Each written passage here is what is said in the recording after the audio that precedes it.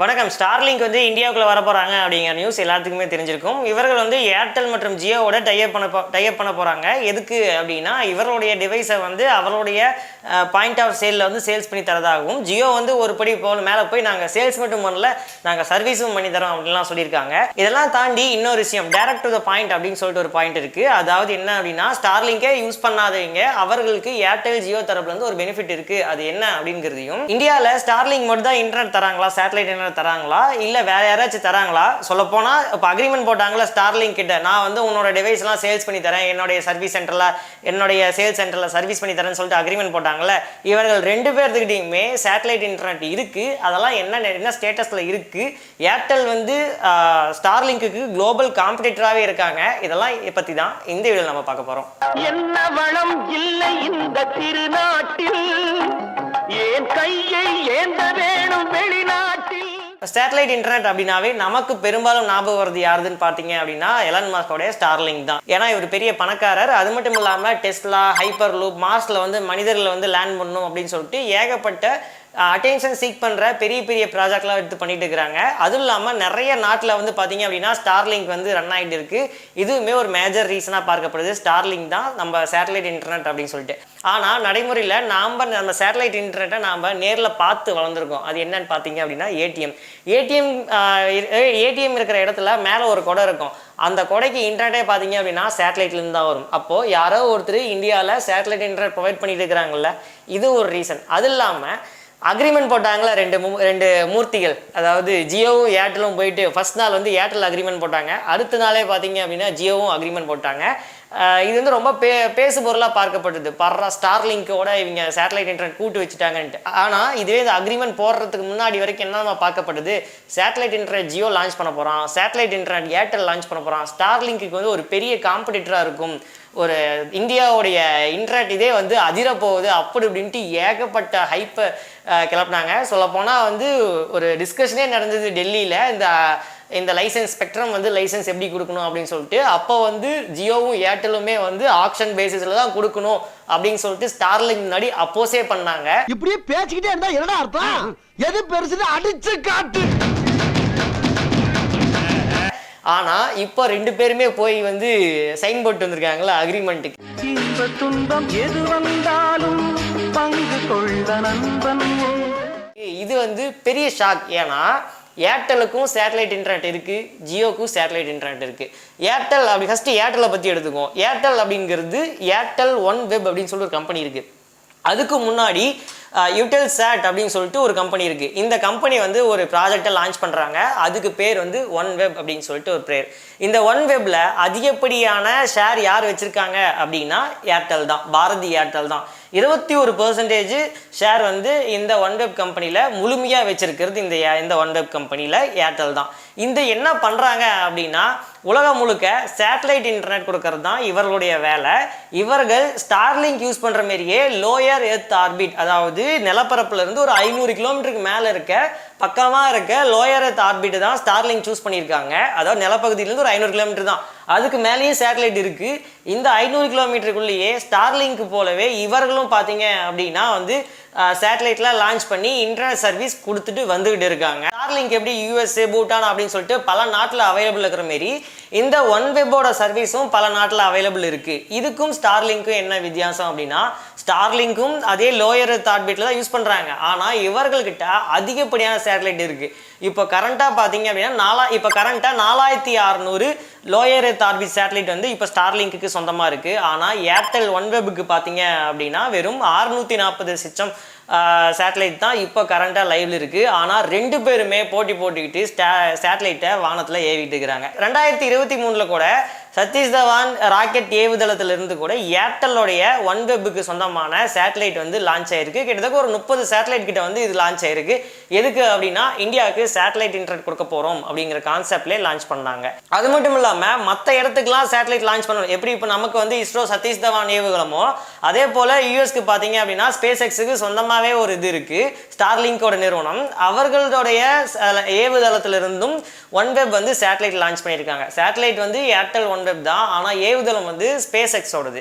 இப்படி ரெண்டு பேருமே மாறி மாறி மாறி சேட்டலைட்ல லான்ச் பண்ணிட்டு இருக்காங்க. ஸ்பேஸ் எக்ஸோட டார்கெட் என்னன்னா கிட்டத்தட்ட 42,000 சேட்டலைட் வந்து லான்ச் பண்ண போகணும் அப்படின்னு சொல்லிட்டு ஸ்பேஸ் எக்ஸோட டார்கெட். ஆனால் இப்போ வந்து 4600 சேட்டலைட் தான் இப்போதைக்கு லைவ்ல இருக்கு. ஏர்டெல் கிட்ட ஒரு 600 சில்லற. அது இல்லாமல் அமேசானும் ஒரு ப்ராஜெக்ட்ல இறங்கியிருக்கான். அவனோட டார்கெட் என்னன்னா ஒரு 4000 சேட்டலைட் 3500 அந்த சேட்டலைட்ல இப்போதைக்கு பிளான் பண்ணி வச்சிருக்காங்க.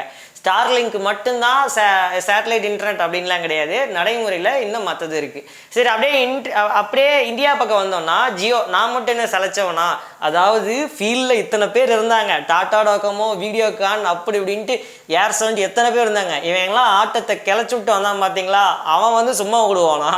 அப்படிப்பட்ட என்ன பண்ணுன்னா ஜியோ ஸ்பேஸ் ஃபைபர் அப்படின்னு சொல்லிட்டு இவருமே பார்த்தீங்க அப்படின்னா சேட்டலைட் இன்டர்நெட்டை இந்தியாவில் லான்ச்லாம் பண்ணல, கொடுத்துட்டு இருக்காங்க. எங்கன்னா குஜராத், அஸ்ஸாம், சத்தீஸ்கர் இந்தமாரி அடர்த்தியாக இருக்கிற பகுதியிலாம் இருக்காங்க, கொடுத்துட்டு இருக்கிறாங்க. ஆனால் இவர்களுடைய சேட்டலைட் வந்து ரொம்பவே கம்மி.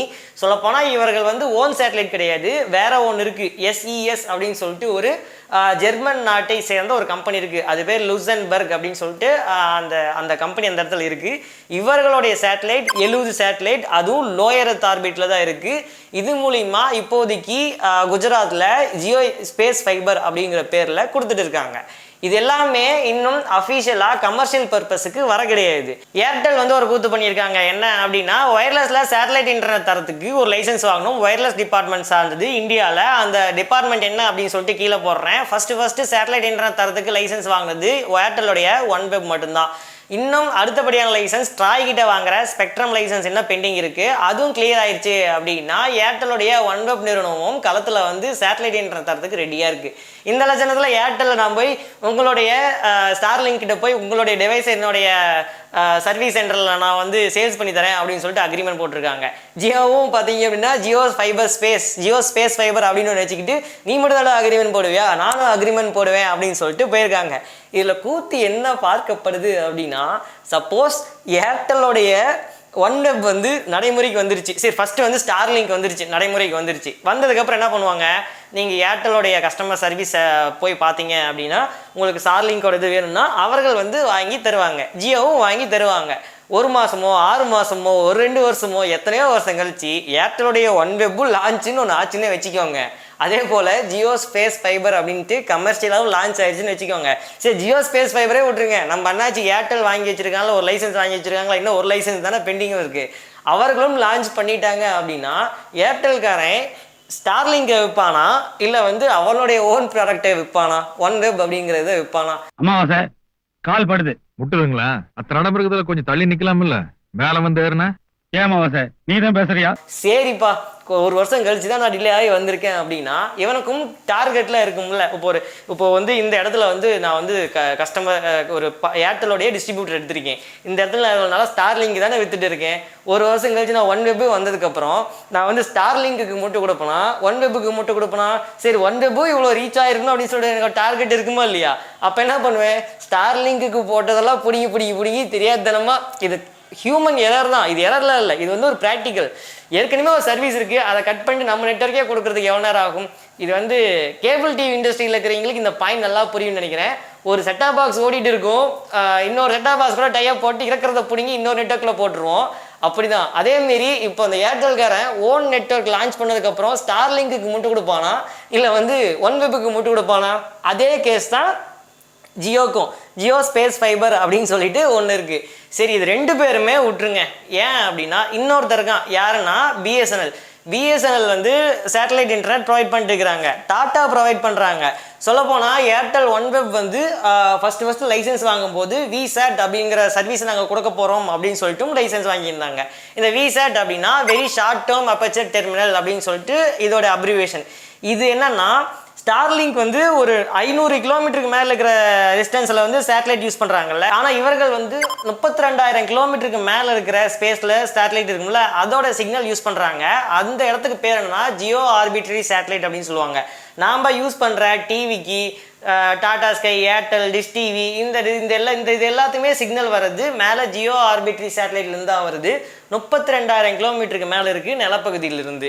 இந்த சேட்டலைட் மூலிமா தான் இப்போ கரண்ட்டாக அந்த ஏடிஎம்க்கு யூஸ் பண்ணுறாங்கன்னு சொன்னோம்ல, அதற்கான சேட்டலைட் இன்டர்நெட்டும் விசாட் அப்படின்னு சொல்லிட்டு இந்த டெக்னாலஜி யூஸ் பண்ணி டாட்டாவாகட்டும், பிஎஸ்என்எல் ஆகட்டும், இவர்கள் வந்து நடைமுறையில் சேட்டலைட் இன்டர்நெட் யூஸ் பண்ணிட்டு இருக்கிறாங்க சொன்னால, இவர்கள் எல்லாமே இந்த விசாட் டெக்னாலஜியை 32,000 கிலோமீட்டருக்கு மேலே இருக்கிற சேட்டலைட் மூலிமா யூஸ் பண்ணிட்டு இருக்காங்க. இதுலேருந்து என்ன தெரியுது அப்படின்னா, நமக்கு சேட்டலைட் இன்டர்நெட் அப்படிங்கிறது ஏற்கனவே யூஸ் பண்ணிட்டு இருக்காங்க. ஆனால் யூஸ் பண்ணுவீங்க லோயர் எர்த் ஆர்பிட்ரி, லியோன்னு சொல்லுவாங்க, லோயர் எர்த் ஆர்பிட்டில் வந்து யூஸ் பண்ணுற சேட்டலைட் மூலிமா கொடுக்கவே இல்லை. நாம் யூஸ் பண்ணுறது ஜியோ ஸ்டேஷனரி ஆர்பிட் 32,000. சரி, இந்த லோயர் எர்த் ஆர்பிட்லையும் பார்த்தீங்க அப்படின்னா ஜியோ ஸ்பேஸ் ஃபைபரும் வரப்போகிறாங்க, ஏர்டெல்லும் வரப்போகிறாங்க. இதெல்லாம் ஒரு பக்கம் தள்ளி வச்சிட்டாலும் டைரக்ட் டு த செல் அப்படின்னு சொல்லிட்டு ஒரு கான்செப்ட் இருக்குது. நான் வந்து ஸ்டார்லிங்கோட கஸ்டமரே இல்லை அப்படின்னாலும் ஸ்டார்லிங்க் வந்து என்னுடைய மொபைல் ஆப்ரேட்டரோட டைப் வச்சுக்கிறதுனால இந்த சர்வீஸை என்னால் ஆக்சஸ் பண்ண முடியும். அது என்ன அப்படின்னா, அமெரிக்காவில் டி மொபைல் அப்படின்னு சொல்லிட்டு ஒரு நெட்வொர்க் ப்ரொவைடர் இருக்கிறாங்க. நம்மகிட்ட எப்படி ஏர்டெல், ஜியோ, வோடாஃபோனோ அதே போல் அமெரிக்காலையும் நிறைய ப்ரொவைடர் இருக்காங்க. அதில் ஒன்று தான் டி மொபைல் அப்படிங்கிற நெட்வொர்க். ஸ்டார்லிங்க்கும் இவர்களும் பார்ட்னர்ஷிப் வச்சுருக்காங்க. அப்படி வச்சிருக்கிற மூலிமா டி மொபைலோடைய கஸ்டமர் டவர் இல்லாத ஏரியாவுக்கு போகிறாங்க அப்படின்னா அவர்கள் வந்து மெசேஜ் கன்வர்சேஷன் மட்டும் பண்ணிக்கிற மாரி ஒரு ஃபெசிலிட்டி இருக்குது. அதாவது டி மொபைலோடைய அஃபிஷியல் யூடியூப் பேஜ்லேயே ஒரு வீடியோ இருக்கும். அதில் ஒரு கஸ்டமர் வந்து காட்டுக்குள்ளே போயிடுறாங்க, டவர் எடுக்கல. ஸ்டார்லிங்கோடைய சேட்டலைட் சிக்னல் மூலிமா எக்ஸிஸ்டிங் ஃபோன்லேயே பார்த்தீங்க அப்படின்னா வாய்ஸ்லாம் பண்ண முடியாது, டேட்டாலாம் பண்ண முடியாது. நார்மல் டெக்ஸ்ட் மெசேஜ் இருக்குல்ல, பழைய காலத்தில் யூஸ் பண்ணிட்டு இருப்போம்ல, மானே தேனே பொன்மானே அப்படின்னு சொல்லிட்டு ஃபாரின் மெசேஜ்லாம் 10,000 மெசேஜ்லாம் பல்காக அனுப்பிச்சிட்டு இருப்போம்ல, அந்தமாரி ஒரு டெக்ஸ்ட் மெசேஜை வந்து ஃபேமிலிக்கு அனுப்பிடுறாரு. நான் இங்கே இருக்கேன், ஸ்டார்லிங்கோடைய சிக்னல் மூலிமா எக்ஸிஸ்டிங் ஃபோனில் இந்த மெசேஜ் அனுப்புகிறேன் அப்படின்னு சொல்லிட்டு அவருடைய அப்பாவுக்கு வந்து அந்த மெசேஜ் அனுப்பிச்சிருப்பாங்க. இப்படி ஒரு ஸ்டார்லிங்க் வந்து ஒரு நெட்வொர்க்கோட டைப் ஆகிறது மூலிமா டைரக்ட் டு த சேல்ஸ் அப்படிங்கிற பாயிண்ட் மூலிமா நெட்வொர்க்கும் பெனிஃபிட் ஆகுது, கஸ்டமருக்கும் பெனிஃபிட் ஆகுது. ஆனால் அந்த கஸ்டமர் வந்து ஸ்டார்லிங்க்கு சப்ஸ்கிரைப் பண்ணணும் அப்படிங்கிறதுலாம் கிடையாது. ஒரு மினிமம் பிளான் மட்டும் டி மொபைலில் பர்ச்சேஸ் பண்ணிடுற மாதிரி இருக்கும். உதாரணத்துக்கு நம்ம 5G அன்லிமிட்டடாக வேணும் அப்படின்னா ஒரு 299 ரூபாய்க்கு மேலே இருக்கிற பிளானில் தான் 5G அன்லிமிட்டட் இருக்கும். அதே போல் தான் டி மொபைலில் வந்து பார்த்தீங்க அப்படின்னா ஒரு போஸ்ட்பெய்ட் பிளான், குறிப்பிட்ட போஸ்ட்பெய்ட் பிளானுக்கு மேலே இருந்தால் தான் இந்த சர்வீஸை வந்து அவர்கள் அவைலபிள் பண்ணுற மாரி இருக்குது அப்படின்னு சொல்லியிருக்காங்க. இது வந்து பீட்டா வெர்ஷன் தான் அப்படின்னு சொல்லியிருக்காங்க. அது இல்லாமல் நாங்கள் வந்து இப்படிப்பட்ட இதில் வந்து வாய்ஸையும் டேட்டாவையும் தரத்துக்கு ஃப்யூச்சரில் நாங்கள் வந்து தேவையான ப்ராசஸை நாங்கள் வந்து இப்போ நடைமுறை R&D பண்ணிகிட்டு இருக்கோம் அப்படின்ட்டு சொல்லியிருக்காங்க. இதுலேருந்து என்ன தெரியுது, டவரே இல்லைனாலும் ஸ்டார்லிங்க் யூஸ் பண்ணி நம்ம வந்து டைரக்ட் டு த செல் அப்படிங்கிற கான்செப்ட் மூலிமா நம்ம வந்து இப்போதைக்கு டெக்ஸ்ட் மெசேஜ் ஃபியூச்சரில் எல்லாமே ஆக்சஸ் பண்ணிக்கலாம் அப்படின்ட்டு. இந்த கான்செப்ட் வந்து ஸ்டார்லிங்க் மட்டும்தான் பண்ணணும்னு கிடையாது. ஏர்டெல்கிட்ட ஓனாகவே நெட்வொர்க் இருக்குது, அவெல்லாம் இன்னும் சூப்பராகவே பண்ணிட்டு போயிடுவான். ஜியோக்கிட்டையும் இருக்குது. இதெல்லாம் வந்து ஸ்டார்லிங்க் வந்து இப்படி டைப் வச்சதுனால இது வந்து இப்போ தான் பல பேர்த்துக்கு வந்து தெரிய வருது, இப்படிப்பட்ட ஆப்ஷன்லாம் இருக்குது அப்படின்னு சொல்லிட்டு. இதெல்லாம் ஒரு பக்கம் தள்ளி வச்சுட்டாலுமே ப்ரைஸிங் அப்படின்ட்டு வரும்போது ஸ்டார்லிங்க் மட்டும் கிடையாது, எந்த ஒரு சேட்டலைட் இன்டர்நெட்டுமே பார்த்தீங்க அப்படின்னா ரேட்டு ஹையாக தான் இருக்கும். ஏன்னா அவ்வளோ கவரேஜ் கிடைக்கணும் அப்படின்னா அதிகப்படியான சேட்டலைட் யூஸ் பண்ணணும். இவர்கள் யூஸ் பண்ணுறது லோயர் எர்த் ஆர்பிட். அவங்க நம்ம டிடிஹெச்சுக்கோ இல்லை மற்றதுக்கோ நம்ம விசாட்னு சொன்னோம்ல, அந்த டெக்னாலஜி யூஸ் பண்ணுறது ஜியோ ஸ்டேஷனரி ஆர்பிட். அது வந்து ஹைட் அதிகமாக இருக்கும். பொதுவாக ஒரு கான்செப்ட் என்னென்னா, ஹைட் அதிகமாக இருந்தது அப்படின்னா நம்ம நிறைய இடத்துல கிடைக்கும், அதாவது பரவலாக கிடைக்கும். அதே ஹைட்டு கம்மியாக இருந்தது அப்படின்னா பர்டிகுலர் இடத்துல கிடைச்சாலும் சூப்பராக கிடைக்கும், அதாவது சிக்னலோட ஸ்ட்ரென்த் வந்து அதிகமாக கிடைக்கும் அப்படிங்கிறது தான் அதோடைய இது.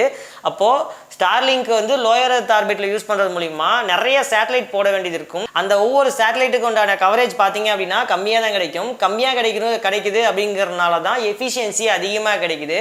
கம்மியான சிக்னல் கிடைச்சாலுமே பார்த்தீங்க அப்படின்னா அவங்களோட ஸ்பீட் வந்து அதிகப்படியாக கொடுக்க முடியும். அதுக்கு அவர்கள் நிறையா சேட்டலைட் யூஸ் பண்ணணும். ஆனால் விசாட் 32,000 கிலோமீட்டருக்கு மேலே இருக்குல்ல, அது அப்படி கிடையாது. ஒரே இருக்கிற சேட்டலைட் தான் அப்படியே பரவலாக பறந்துடும். ஆனால் இதில் ஒரு ட்ராபேக் இருக்குது. என்ன அப்படின்னா, விசாட் அந்த 32,000 கிலோமீட்டருக்கு மேலே இருந்த சேட்டலைட்டில் பர்டிகுலராக அந்த சேட்டலைட்டை ஃபேஸ் பண்ணியே அலைன் பண்ணணும். ஏன்னா இருக்கிறது ஒரு சேட்டலைட் தான், அதை பர்டிகுலராக அந்த டைரக்ஷனை பார்த்து அலைன் பண்ணணும். நான் இப்போ டிடிஹெச்லாம் யூஸ் பண்ணுவோம்ல, அந்த டைரக்ஷனை பார்த்து நம்ம யூஸ் பண்ணுவோம்ல, அதே கான்செப்ட் தான். ஆனால் ஸ்டார்லிங்க் அப்படி கிடையாது. நிறைய சேட்டலைட் வந்து பக்காவாக பரவலாக கிடக்குது அப்படிங்கிறதுனால ஏதோ ஒரு சேட்டலைட்டில் பிடிச்சினாச்சும் சிக்னல் வந்துடும். இதுதான் வந்து லோயர் எர்த் ஆர்பிட்டுக்குள்ளே சேட்டலைட்டுக்குள்ள பிரச்சனை.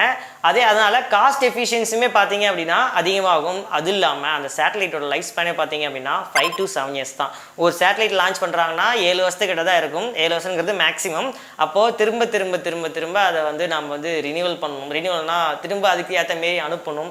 அதனால தான் சேட்டலைட் இன்டர்னோட காஸ்ட் வந்து அதிகமாக இருக்குது. இன்னொரு பக்கம் பார்த்தீங்க அப்படின்னா ஒரு சேட்டலைட்டில் அனுப்பின சேட்டலைட் ஃபெயிலியர் ஆயிடுச்சு அப்படின்னா அது அங்கேயே தான் சுற்றிட்டு இருக்கும். அப்போது எவ்வளோ சேட்டலைட் ஃபெயிலியர் ஆனாலுமே 7 வருஷத்துக்கு அப்புறம் ஃபெயிலியர் ஆனாலுமே அது வேஸ்ட் மாரி ஸ்பேஸில் சுற்றிக்கிட்டே தான் இருக்கும்.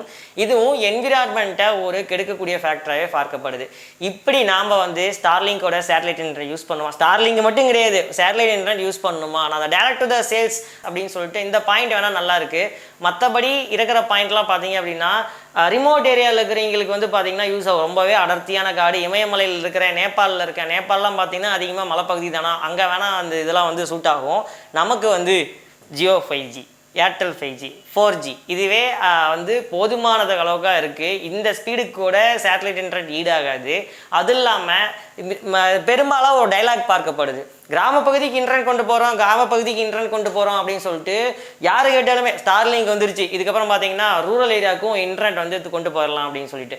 ரூரல் ஏரியாவுக்கு இன்னும் இன்டர்நெட் வராமையாக இருக்குது, மலைப்பகுதியில் மட்டும்தான் வராமல் இருக்குது. ஆனால் அப்படிப்பட்ட மலைப்பகுதியிலையும் அந்த மொத்தமாக ஒரு ஒயர் பாரத் ஃபைபர் அப்படின்னு சொல்லிட்டு அடுக்கி வச்சிருப்பா, ஒரு கம்பகமமாக அடிச்சுட்டு போகிறாங்களே, அதோட மெயின் நோக்கமே என்னென்னா ஒவ்வொரு பஞ்சாயத்தையுமே பார்த்தீங்க அப்படின்னா ஆப்டிக்கல் ஃபைபரால் அவருடைய நெட்வொர்க்கில் கனெக்ட் பண்ணணும் அப்படிங்கிறது தான் மெயின் நோக்கமாகவே இருக்குது.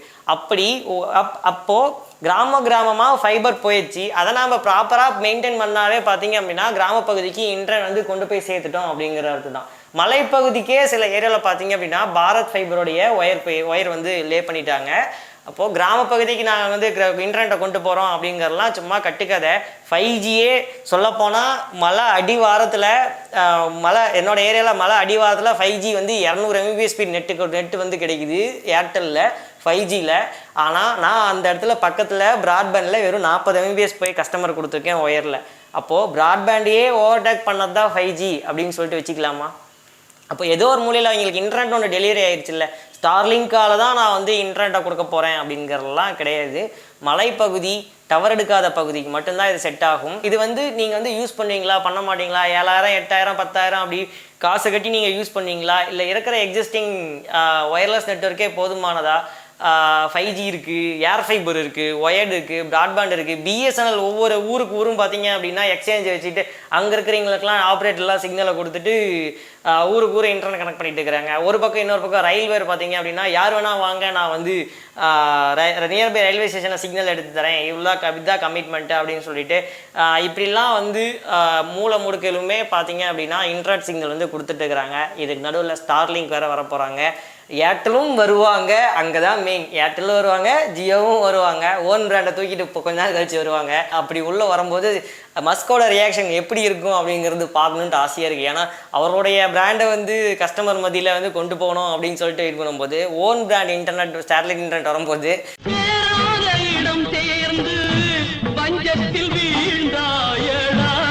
மஸ்க் எந்த இடத்துல மூஞ்சி தூக்கி வச்சுக்குவாங்க, இல்லை எப்படி ஏர்டெல் வந்து ரியாக்ட் பண்ண போகிறாங்க. ஜியோவை பற்றி சொல்லவே தேவையில்லை, போட்டு தள்ளிட்டு தான் வர போகிறாங்கன்னே தெரிஞ்சு போச்சு அவங்க லான்ச் பண்ணாங்கன்னா. ஏன்னா இதுக்கு முன்னாடி இருந்தது எல்லாமே அப்படி தான் இருந்திருக்கு. இதை நீங்கள் எப்படி பார்க்குறீங்க அப்படின்னு சொல்லிட்டு தெரியப்படுத்துங்க. ஏன்னா நிறைய வீடியோவில் பார்த்தீங்க அப்படின்னா ஸ்டார்லிங்க் வந்துருச்சு, ஜியோ டைப் பண்ணிட்டாங்க, ஏர்டெல் டைப் பண்ணிட்டாங்க, இது மட்டும்தான் இருந்துச்சு. ஆனால் இவர்களும் இன்டர்நெட்டில் சேட்டலைட் இன்டர்நெட் வர போகிறாங்க அப்படின்னு சொல்லிட்டு பெரும்பாலும் எனக்கு தெரிஞ்சு யாரும் சொல்லலை. இது நீங்கள் எப்படி பார்க்குறீங்க அப்படின்னு சொல்லிட்டு எங்களுக்கு கமெண்ட் பண்ணுங்கள். நீங்கள் வந்து சேட்டலைட் இன்டர்நெட் யூஸ் பண்ணலை அப்படின்னாலும் ஓன் பிராண்ட் ஏர்டெல் ஜியோ 2 பேருமே சேட்டலைட் இன்டர்நெட் கொண்டு வந்ததுக்கப்புறம் மார்க்கெட் எப்படி இருக்கும் அப்படின்னு சொல்லிட்டு நினச்சி கமெண்ட் பண்ணுங்கள். நன்றி, வணக்கம்.